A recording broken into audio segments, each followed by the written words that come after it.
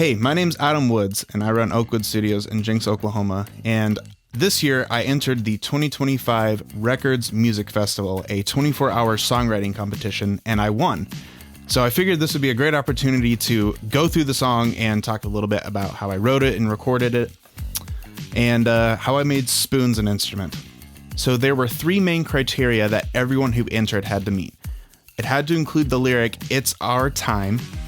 It had to use spoons as an instrument. Yes, spoons.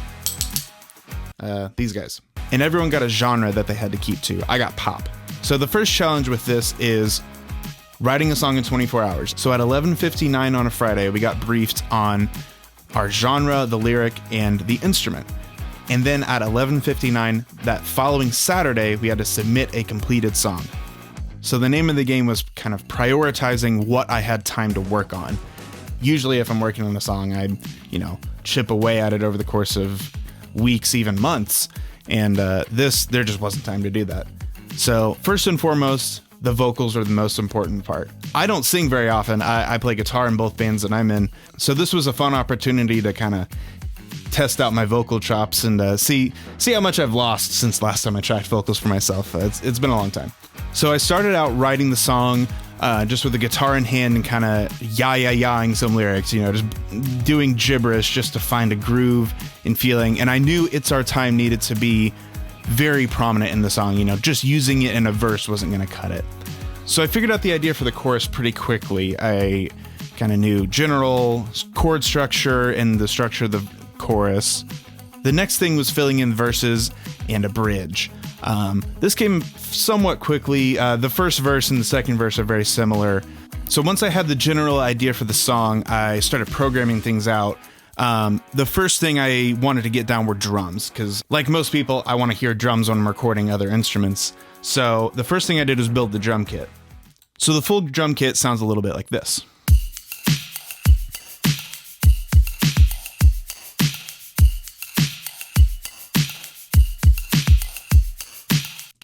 So you can definitely tell this is not a real live drum kit. I would have loved to have time to do that. I do have a drum kit in the other room that I record all the time.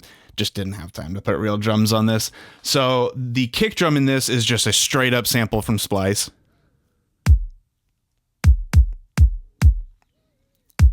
Nothing fancy on that.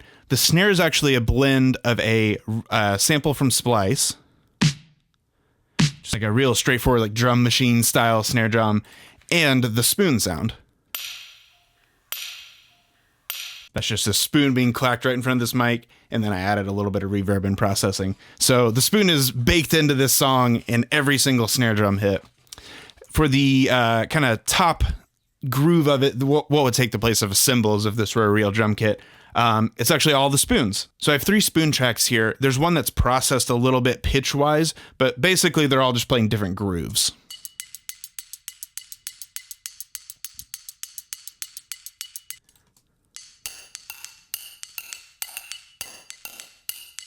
You can also hear on this eighth spoon, which is playing an eighth note, it's actually pinning left to right, so that just helps it be a little more interesting and not so monotonous, since it's happening through basically every part of the song.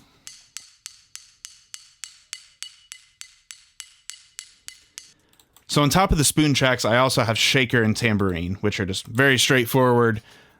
Me with a shaker and a tambourine in front of the microphone doing my best, and just get a good loop, copy it throughout the song. Nothing special.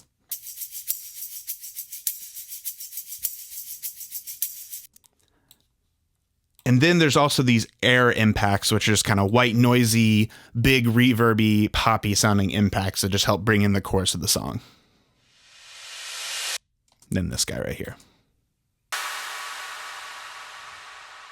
That just kind of takes the place of what would normally be kind of a crash cymbal in a normal drum kit. So the last thing I did was take a drum loop from Splice and use a filter on it to build intensity during the pre-chorus, and it sounds like this.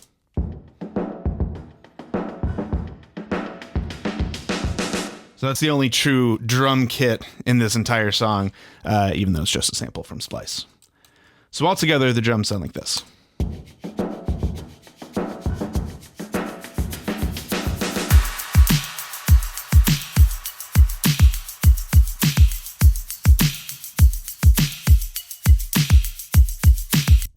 Awesome.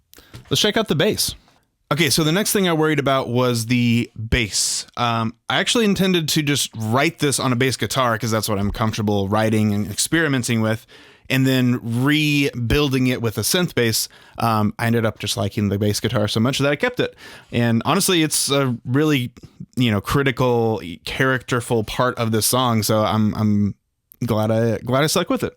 Let's see. I'll play the bass by itself, and then we can talk about what's happening with it.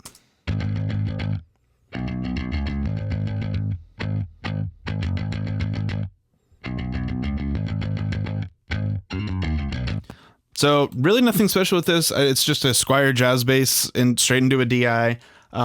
There's a regular kind of SVT style Ampeg happening that has a Sans amp kind of drive going into it. The real magic for this is the second track here. They're both labeled amp. That's really confusing. It's the second amp track. They are different. I'm filtering out all the low end and adding a chorus. So that makes it stereo as well. This is like a stereo plugin. And then that's going through this distortion plugin decapitator. That gives it the width, especially when there's only bass happening. It's a lot of the time the only melodic instrument in the entire arrangement outside of the vocals. So it has a lot more space to fill. So going stereo with it was a cool way to make it sound a little more exciting. And that stereo effect alone sounds like this.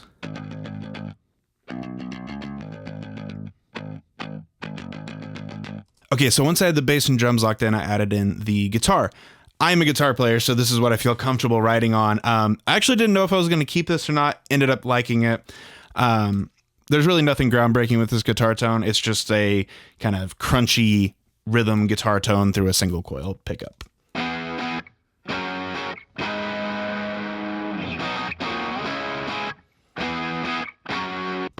And then there's this lead that also happens in the chorus. The only difference between this and the main rhythm guitar track is that there's reverb.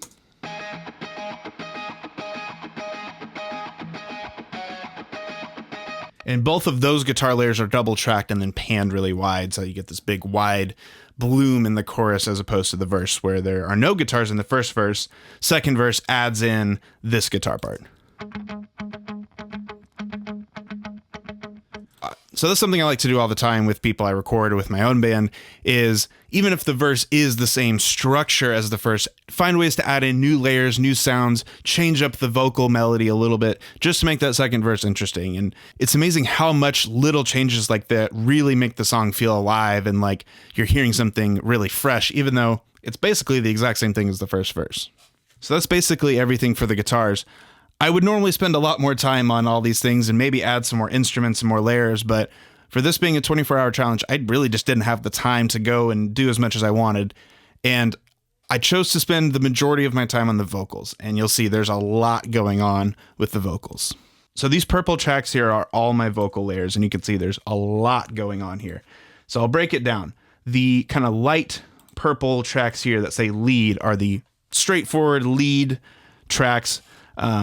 This is just kind of tracked with some EQ and compression, a little more processing, nothing crazy on them by any means. Very straightforward vocals.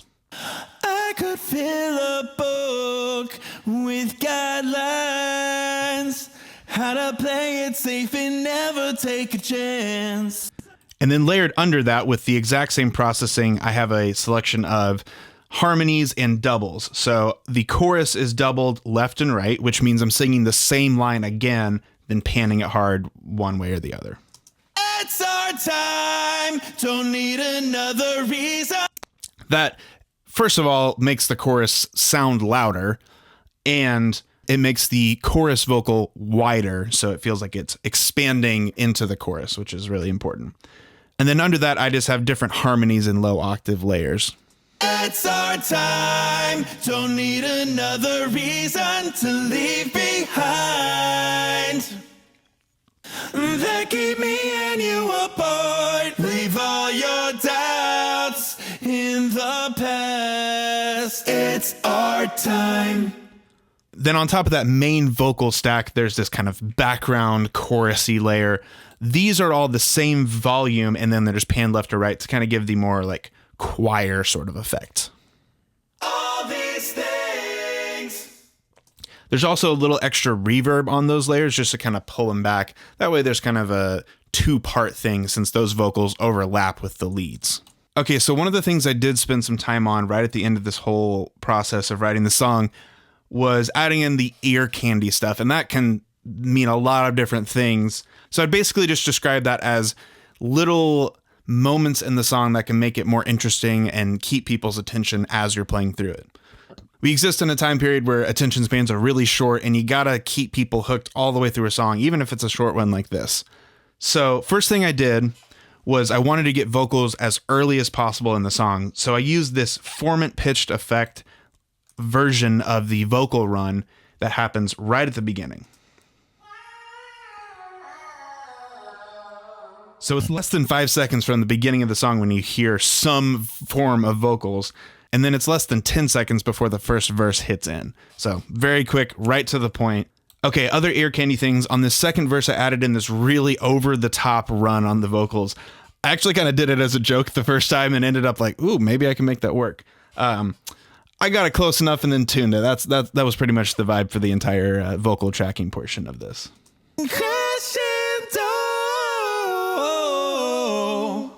Very over-the-top run, but it's, again, another thing to just break the monotony and keep people's interest as they're listening through this song.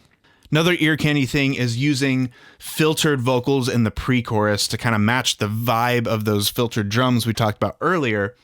And that helps kind of brings the song in and makes it small so that when you hit that chorus with the wide panned vocals and big guitars, it feels massive compared to the part before it. I'll play those lo-fi vocals for you.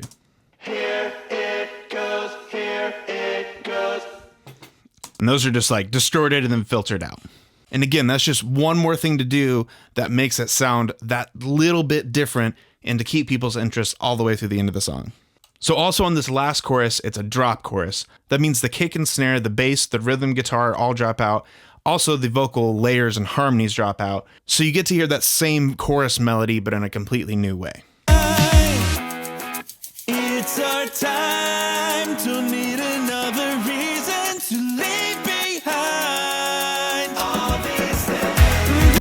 It also has the same effect of the pre-chorus being small. When you hear that chorus small and then it blooms into the big chorus, it's exciting. I also, on the outro of the song, added this extra funky guitar layer that sounds like this.